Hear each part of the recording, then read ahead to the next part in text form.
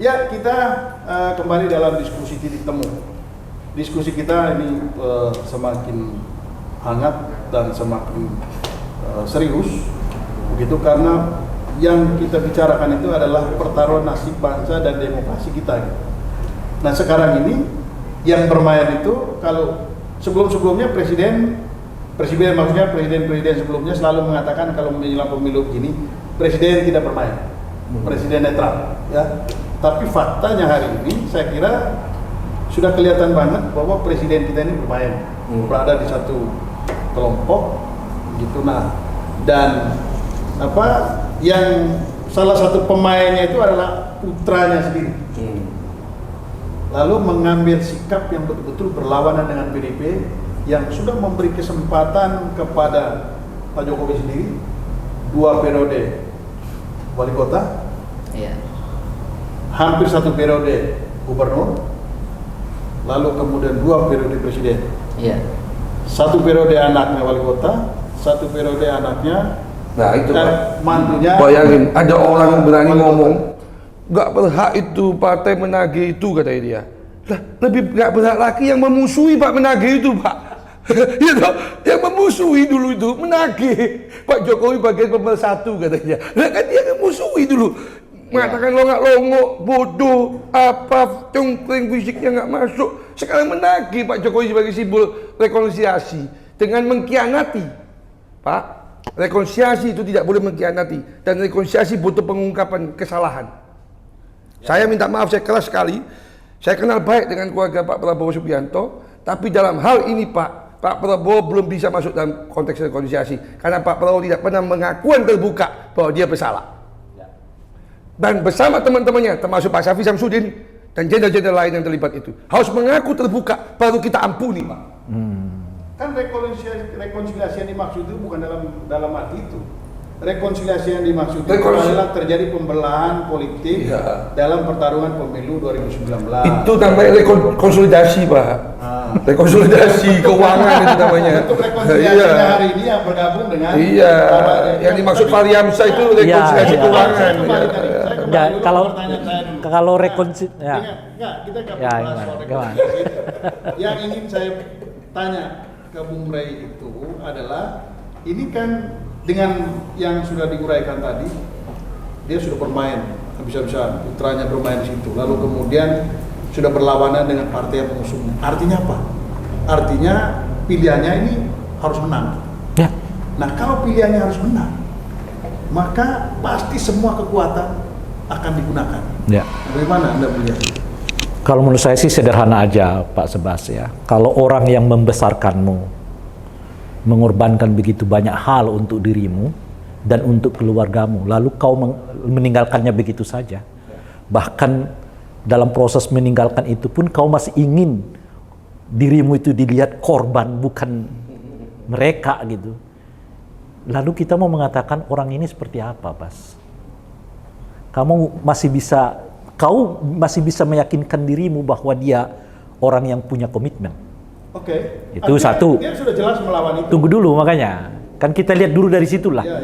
Untuk kita menjelaskan soal, karena yang itu satu. Nah, yang kedua, kita udah sering lihat lah Pak Jokowi mengatakan A untuk kemauan B, gitu. Ya, saya kira beberapa kali pernyataan beliau kan diputar-putar tuh. Anak saya belum cukup umur, ya kan, belum berpengalaman. Hanya hitungan beberapa bulan setelah itu direstuinya jadi wakil presiden, calon wakil presiden kan. Pun juga dengan Gibrannya kan begitu. Saya tegak lurus dengan Gibran baru ditanya 2 hari atau 3 hari sebelumnya oleh Rossi. Betul. Enggak. Saya nggak punya pengalaman. Iya. Dan kalau saya tarik lebih jauh lagi, waktu revisi undang-undang KPK kan juga begitu. Beliau mengatakan nggak setuju revisi, tanda tangan. Nggak setuju hasil TWK, jangan dipakai, kata beliau kan. Tetap aja jalan.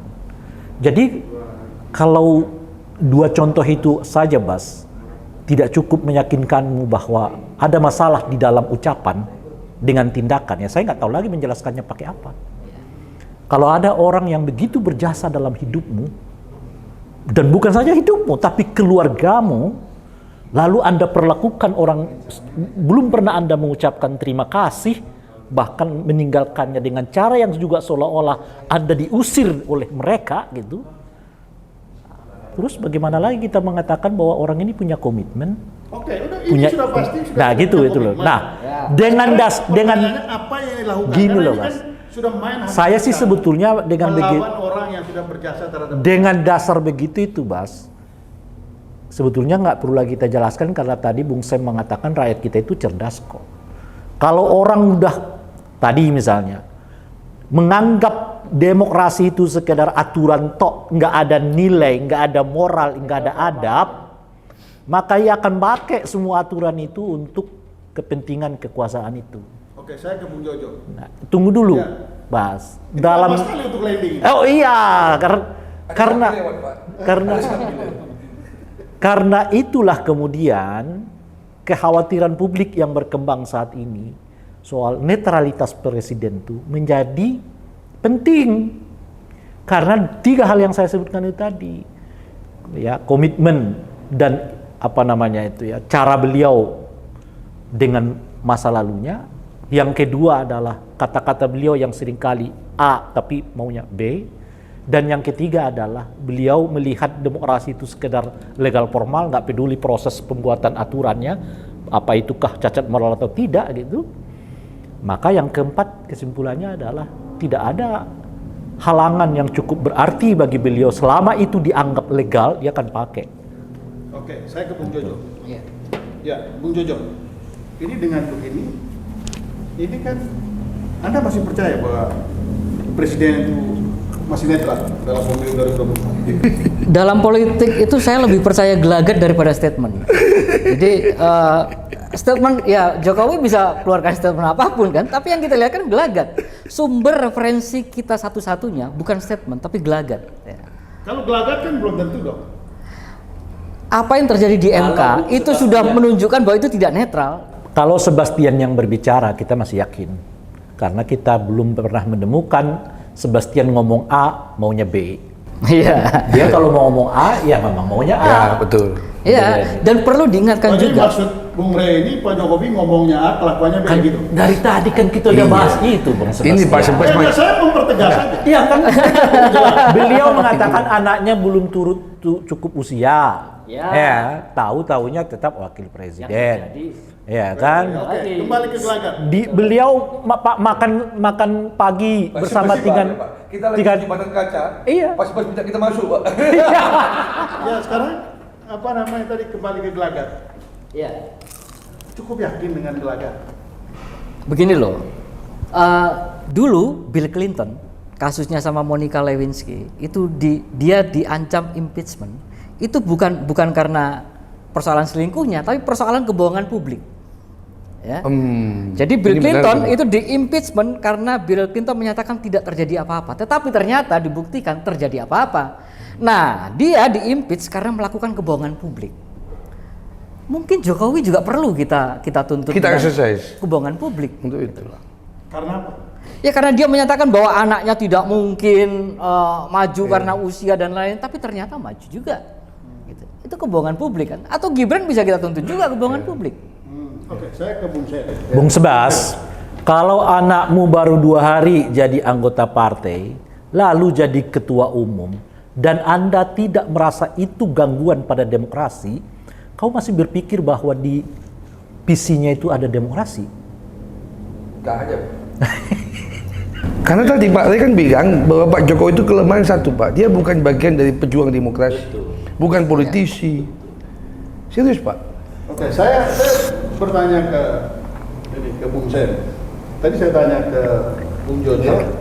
Bung Jojo nggak percaya bahwa Pak Jokowi itu netral di 2024 ini. Malah menjadi pemain utama kalau melihat gelagat ya. Kalau melihat gelagat. Nah, di DPR itu dalam rapat dengar pendapat di DPR itu ramai sekali. Ada satu partai yang baru, sebut saja PSI. Dalam waktu sekejap itu baliho-nya ada di seluruh Indonesia. Sebut saja Mawar. Ya kan Mawar logonya. Lalu kemudian ini dalam rapat dengar pendapat terbuka bahwa ini polisi diduga sudah ikut bermain. Ya. Lah, dengan tadi Bung Jojo meragukan netralitas Pak Jokowi, apa mungkin dalam pemilu yang Satu, datang Pak. ini selain polisi juga Kalau perangkat-perangkat negara yang akan dimanfaatkan? Pertama Pak, soal Pak Jokowi tadi, kalau anak saya tanya, jawabannya hipokrit Pak. Ya. Kedua, kalau soal PSI, pasti bukan Jeffrey Pak pelakunya Pak. Jadi siapa pelakunya? Ya, kalau bukan Jeffrey, berarti ketua umum sekarang. Kenapa? Kalau ketua umum Saya sekarang temannya ya Jeffrey, 5 tahun lalu, kalau dia mau melakukan seperti ini, nggak usah 5 tahun lalu Pak.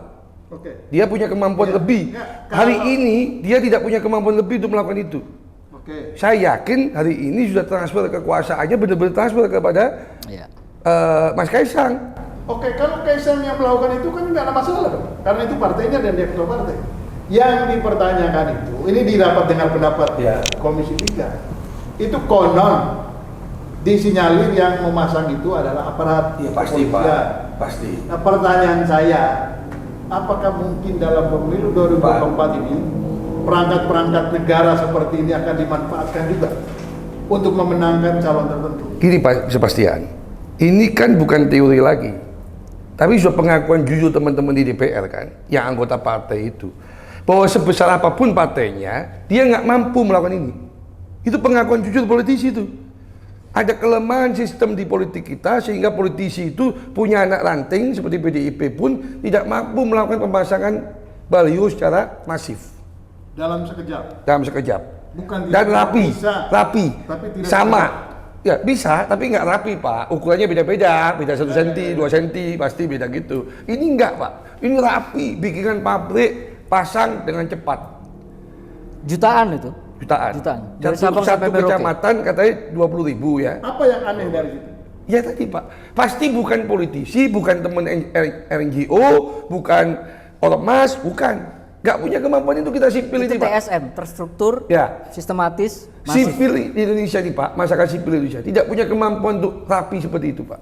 Oke, Bapak mau mengatakan apa? Ya, berarti yang bukan sipil Pak, Oke, kalau bukan yang sipil- berseragam, uniform Pak, ya toh? Nah, contohnya Pak, ada Pak, saya siap, ada video yang saya download semua itu, pakai seragam dia Pak, nyopotnya Pak. Itu yang saya bingung Pak sekarang Pak. Ini bingung ya Pak. Saya nggak, Artinya mengkonfirmasi. justru bahwa- saya takut sekarang ini. mengkonfirmasi bahwa semua aparat Dulu zaman Pak yang Harto dapat- Pak, pelakunya aparat, uniform, tapi mereka dengan terselubung Pak. Hari ini nggak terselubung Pak, pakai kaos kabar polisi. Oke. Itu bahaya Pak, dulu Pak Harto terselubung Pak. Itu yang disebut dengan dunia intelijen dulu kan. Nah ini nggak Pak, terang-terangan Pak. Meskipun ini sedang dikonfirmasi. Oke, kita break dulu. Kita akan lanjutkan setelah yang satu ini.